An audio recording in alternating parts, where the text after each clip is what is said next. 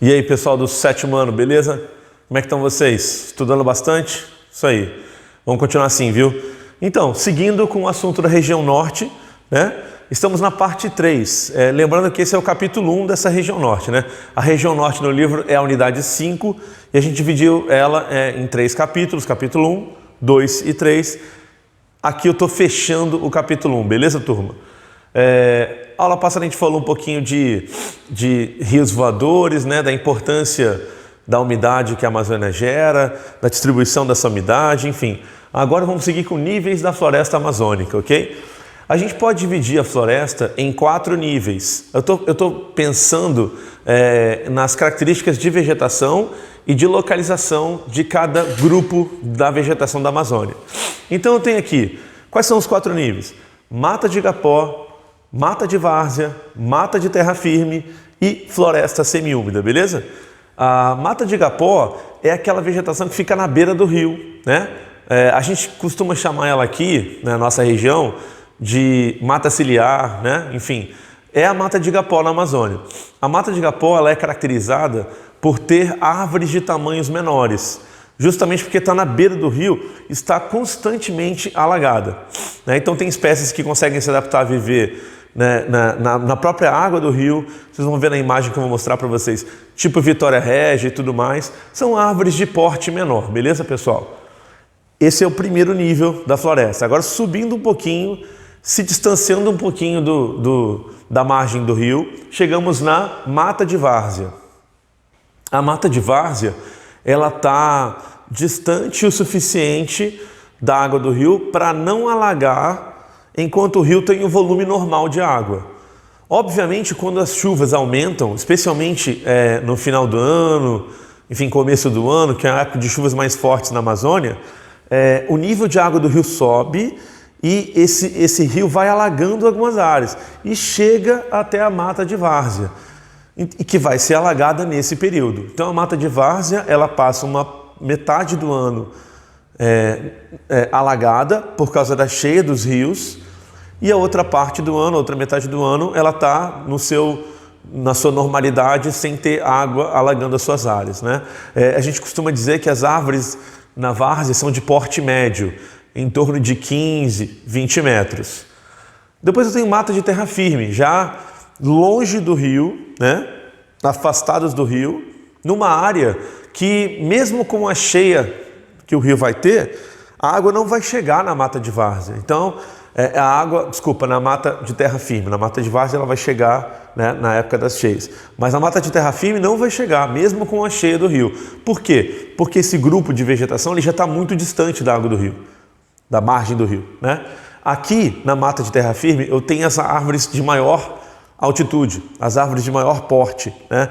Árvores de 30, 40, até 60 metros, onde eu tenho áreas de grande densidade de vegetação, como se fosse um tapete verde, né? É basicamente o maior grupo, o maior nível de vegetação da Amazônia. Eu tenho a floresta semiúmida já numa área muito longe, né? Numa área que eu vou chamar de uma área de transição, né? Com outros domínios, especialmente com o Cerrado, mais ao sul da Amazônia. Então a floresta semiúmida, ela já está numa área de transição com o Cerrado, tá? Tanto que o nome dela, o pessoal costuma chamar também de Cerradão. Então você pode chamar de floresta semiúmida ou de Cerradão, é a mesma coisa. Ela já está mais distante um pouquinho, está bem mais distante, né, da margem do rio. Tudo bem? Vamos ver esse esqueminha aqui, pessoal. Não precisa ler isso aqui agora não, viu? Depois vocês vão ler em casa com calma. Aqui eu tenho, mata de igapó, percebam, constantemente alagada, porte menor, tá? Subindo um pouquinho, afastando do rio, mata de várzea, só alagada em épocas de seca. Desculpa, só alagada em épocas de muita chuva. De seca ela fica sem estar alagada. Mata de terra firme, um pouco mais afastada. A mata de terra firme, ela é distante do rio e não vai ser alagada em nenhum momento do ano. Aqui eu já tenho a floresta semiúmida, né? A transição com o que, pessoal? Transição com o cerrado. Separei algumas imagens para a gente visualizar. Reparem, aqui eu tenho espécies como Vitória Régia, que vivem no leito do rio mesmo, e algumas árvores que estão recebendo água. Aqui é a mata de igapó, assim como essa também, né? São imagens da mata de igapó. Aqui, gente, percebam, é tipo um bosque que foi alagado, né? Essa área é uma área típica da mata de várzea, né? Alagada nessas épocas de muita chuva, especialmente verão e outono, que é mais chuvoso na Amazônia. Aqui outro exemplo, né, da mata de várzea, beleza? E aqui eu tenho o que, pessoal? Aqui eu tenho uma floresta densa, né, longe do rio, que eu chamo de quê? Mata de terra firme, beleza? Percebam como que é uma quantidade incrível de árvores. Essa outra imagem você vai ver também, né? Bem legal essas imagens. E aqui, gente, eu quero destacar uma coisa. Você está vendo o solo aqui? Eu vou voltar nessa imagem. Você vê o solo aqui nessa imagem? Dá para ver o solo na imagem? Não tem como ver o solo. Por que não tem como ver o solo? Porque a copa das árvores, a densidade da floresta é tão grande que você não consegue enxergar o solo. O solo está uns 30, às vezes 40 metros aqui abaixo, né? Isso aqui é mata de terra firme, beleza, pessoal? Vamos falar um pouquinho do relevo agora, né? Relevo da Amazônia, turma. Relevo é o seguinte: predominam áreas planas de baixa altitude. Toda a região central da Amazônia, né, o meio da Amazônia ali, é terreno de planície e depressão. É área baixa e plana, beleza? Eu tenho algumas elevações na parte norte, né, algumas serras no extremo norte da Amazônia, extremo noroeste da Amazônia, né, algumas áreas de serras de altitudes ali mais elevadas. E na parte sul, né, no extremo sul da Amazônia, indo para a região do centro-oeste, eu tenho algumas áreas de planaltos, algumas áreas um pouquinho mais elevadas, mas ainda bastante planas, né? Então, esse é o relevo da Amazônia. Eu tenho o quê? Extensas planícies em toda a faixa central, extensas planícies e depressões com altitudes muito baixas, que não chegam a 200 metros. E eu tenho, no extremo norte, áreas de serras, né, de um relevo bastante ondulado, de uma altitude aí superior a 2.000 metros, 1.500 metros, 2.500 metros. E no extremo sul, indo para o centro-oeste, eu tenho áreas de planaltos, um pouquinho mais elevados aí, em torno de 800 a 1.000 metros, beleza? Esse é o relevo da Amazônia. Se eu te perguntar em alguma atividade qual o relevo que predomina, você vai me dizer qual? É o relevo de planície, porque a faixa central é a que tem a maior extensão, a maior área, tudo bem? Eu separei umas imagens, aqui ó, que relevo é esse, pessoal? Se você tiver que classificar esse relevo, qual é esse relevo? Esse é um relevo de planície, né?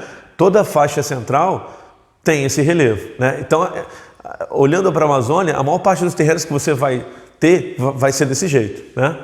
Aqui tem outra área, reparem, na extensão do território, dá uma olhada no horizonte aqui e vê o tamanho do território. Percebam, eu não vejo nenhuma elevação no território. Reparem como as planícies na Amazônia são extensas, né?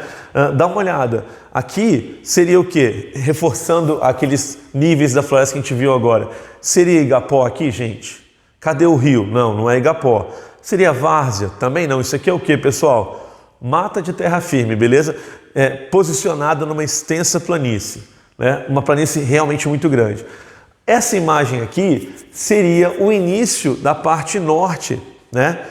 Do extremo norte da Amazônia, onde você já tem algumas serras, algumas elevações, né? Essa é uma região que ocupa uma área menor na Amazônia, mas você tem algumas elevações na Amazônia, beleza? Nessa porção norte aí do território. Tranquilo, gente? Aqui outra. Engraçado, sabe por quê? Essa foto me fez lembrar uma outra coisa. Tem cachoeiras e tudo mais, corredeiras. Essa é uma área mais montanhosa. Isso já fica indo mais para o noroeste, já pegando o iniciozinho da Cordilheira dos Andes. Vários rios na Amazônia têm suas nascentes na Cordilheira dos Andes. Então essa foto aqui ilustra isso que eu estou te falando, né? O relevo da porção norte e noroeste é um pouco ondulado, já é o início ali da cordilheira, indo para o noroeste, beleza, pessoal? Né? Show de bola. Agora vamos falar dos rios. Então, ó, a gente já falou aqui no início, né? Da vegetação, né? Da questão da importância ambiental da Amazônia, do solo. Falamos agora do relevo, falamos dos níveis da floresta e agora eu falo da hidrografia, dos rios, beleza? Vamos começar falando que essa é a maior bacia hidrográfica do mundo, não é do Brasil. É a maior bacia hidrográfica do mundo. Por quê? Porque tem um rio gigante, que é o Rio Amazonas, né? Que é em todos os sentidos, todos os critérios, é considerado o maior rio do mundo, né? A hidrografia é riquíssima, é super ramificada, tem milhares de afluentes, né? O Rio Amazonas tem milhares de afluentes, são muitos afluentes, cada afluente desse desaguando no rio principal, que é o Rio Amazonas. Obviamente, o Rio Amazonas é um rio de grande extensão e de grande volume de água, né? É claro que o clima equatorial, que eu vou discutir daqui a pouco com vocês, é importante porque ele é um clima muito chuvoso. Isso vai alimentar o Rio Amazonas, né? Obviamente também o Rio Amazonas fornece umidade, porque tem a evaporação das suas águas, né? Devido ao intenso calor. Possui também uma rede extensa de afluentes, né? O que vai tornar ele ainda maior. O Rio Amazonas é um rio extremamente navegável, muitos trechos, né? Seus afluentes também. Então a gente está falando aqui de um potencial para hidrovias muito bom, né? Muito importante. Outra coisa, potencial para geração de energia hidrelétrica. São rios de grande volume de água. Tem só um problema, pessoal. O potencial para gerar energia hidrelétrica é altíssimo. O problema, sabe qual é? É que o relevo é muito plano. Isso vai dificultar um pouco a pressão da água na turbina, na barragem. Então o que você tem que fazer? Você tem que fazer uma barragem que seja um pouco maior para que você prenda essa água, bloqueie essa água e ela ganhe pressão. Então na Amazônia, não em toda a Amazônia, mas em boa parte da Amazônia, como os terrenos são muito planos, você tem essa dificuldade. Mas isso é resolvido criando um lago de represa um pouco maior. Aí você resolve, você tem energia suficiente. Só tem um problema, criar um lago de barragem maior vai causar mais ou menos impactos ambientais, turmas? Vai causar mais impactos ambientais, tá? Então essa é uma dificuldade, mas isso não significa que o potencial de geração de energia seja baixo, muito pelo contrário, ele é o maior de todos, beleza? Pesca, cara, pesca, essa é uma atividade que é subestimada por nós, mas que tem uma importância enorme para a Amazônia. A população se alimenta muito de peixes que são retirados dos rios, e a pesca é também um trabalho importante para muitas famílias que vão ali fazer o seu pescado, tirar seu pescado e vender esse seu pescado nas feiras. Então isso é muito importante, né? Tanto para alimentação quanto para trabalho, beleza? Aqui tem uma imagem muito legal, cara, ó. Isso aqui é a formação do que a gente chama Rio Amazonas, Rio Negro e Rio Solimões, né? Eles se encontram e vão, a partir desse ponto, formar o Rio Amazonas, né?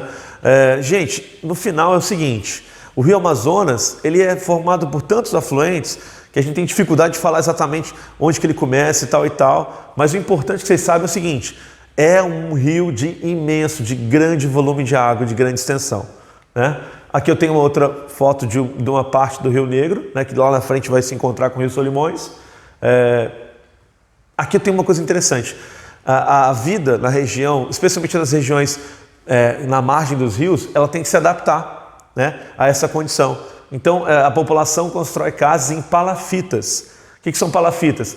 Esses pilares de sustentação da casa. Eles sobem o nível da casa para poder, quando a água chegar do rio, na época de cheia, né, a água não inundar toda a cidade, toda a casa. Então, eles constroem mais alto a casa aqui, ó, né? Aqui está numa época de cheia. Você vê que a água não chegou a alagar a casa, né? Isso é uma adaptação importante que o pessoal tem que fazer. Clima, pessoal. Gente, boa parte do clima eu já falei para vocês, né? E eu vou só dar uma relembrada. O clima é o equatorial. Como é que é o clima equatorial, pessoal? Clima quente e úmido, beleza? Quente e úmido o ano inteiro, ou seja, a amplitude térmica diária, semanal, mensal e anual é muito baixa. Lembrando que a amplitude térmica é a diferença da temperatura máxima com a temperatura mínima. Eu vou te falar, cara, o clima equatorial não tem muita diferença de verão, inverno, nada disso não, é tudo muito, muito parecido, é calor o ano inteiro, as estações do ano são mal definidas. Há uma relação, obviamente, essa relação ela é super verdadeira, entre quem? Entre o clima, entre a vegetação e entre os rios. Se você afeta um desses elementos, você muda os outros também, quer ver? Se eu destruir a vegetação, provavelmente eu vou ter um impacto no clima e nos rios, concorda? Eu vou ter menos umidade, por exemplo, no clima. Então isso é uma situação que a gente tem que pensar. Na natureza está tudo conectado e esses três aqui conversam de maneira muito próxima uma da outra. A massa de ar que forma na região da Amazônia é a massa equatorial continental, né? A gente já falou sobre essa massa de ar, né? Nós já discutimos isso quando a gente explicou rios voadores, né? É uma grande fonte de umidade que se espalha para o Brasil inteiro e até para outros países, né? Existe uma estação, entre aspas, seca. O que é isso? É de volume de chuva um pouco menor, que é o inverno e a primavera. E existe uma estação muito chuvosa, que é o verão e o outono. Então, final do ano, comecinho do ano, por exemplo, agora estamos no final do outono, enfim, ainda tem muita chuva na Amazônia. Depois começa o período de seca, né? Quando eu falo período de seca, turma, não vai parar de chover, continua chovendo, só que no volume de chuva um pouco menor, tá? Duas coisas que eu quero falar com vocês para fechar esse vídeo. Primeiro, chuva convectiva na floresta amazônica. Isso aqui você estudou no ano passado, no 6º ano. O que é isso, gente? Existem tipos de chuva e esse aqui é um dos principais. Como é que ele funciona? As árvores fornecem bastante umidade para a atmosfera, evapotranspiração. O solo e os rios também fornecem umidade. O ar quente e úmido sobe. Quando o ar quente e úmido sobe e se acumula, o que acontece, pessoal? Carrega essa quantidade de umidade proveniente do ar quente e úmido e condensa, né? Provocando a chuva convectiva. Então a chuva convectiva é provocada pela grande evaporação, né, que acontece naquela região, né? Essa evaporação acontece por dois motivos. Primeiro, porque é muito quente. E segundo, porque tem água para evaporar, né? Por que no deserto no Saara não tem chuva convectiva? Porque não tem água para evaporar, tudo bem?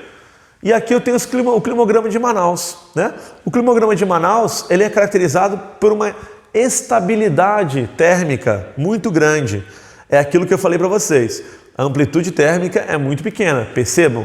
Não muda muita coisa. A linha vermelha é a temperatura, ela permanece mais ou menos igual o ano inteiro.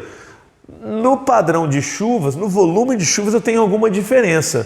Eu tenho uma queda aqui, ó, nos meses 7, no mês 8 e no mês 9 já começa a se recuperar, né? É justamente a época ali do inverno, né? Reparem, o mês 8 é o mês menos chuvoso, agosto. Continua chovendo em agosto? Ou não tem chuva em agosto? Continua chovendo em agosto, só que um pouco menos. Essa é, entre aspas, a estação seca da Amazônia. Beleza, turma? Fechamos o capítulo 1. Tranquilão? Capítulo 1 fechado, encerrado. No próximo vídeo iremos para o capítulo 2. Abraços para vocês, tudo de bom. Até logo, gente.